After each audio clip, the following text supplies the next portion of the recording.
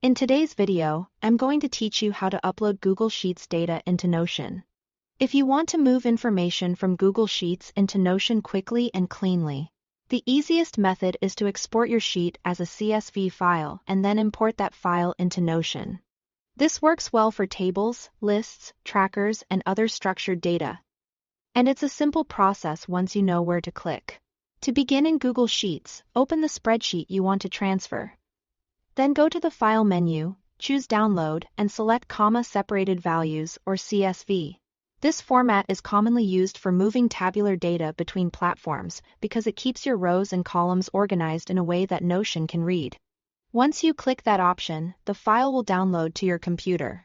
Before moving on, it's a good idea to make sure you know where the file was saved so you can find it easily during the import step. Next, switch over to Notion.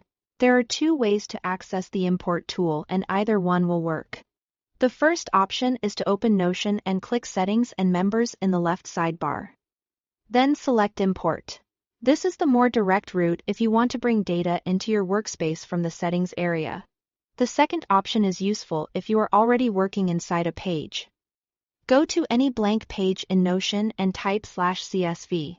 That shortcut will bring up the CSV import option right from the editor, which can save a little time. After that, choose CSV from the list of import options.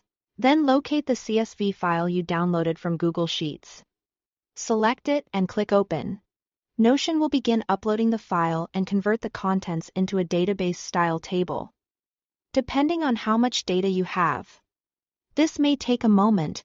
Once the import finishes, review the table to make sure everything came across correctly, especially column titles and row alignment. That's all it takes to upload Google Sheets data into Notion. It's a fast way to transfer existing spreadsheets without having to copy and paste everything manually. And it can help you start organizing your information inside Notion right away. Thanks for watching.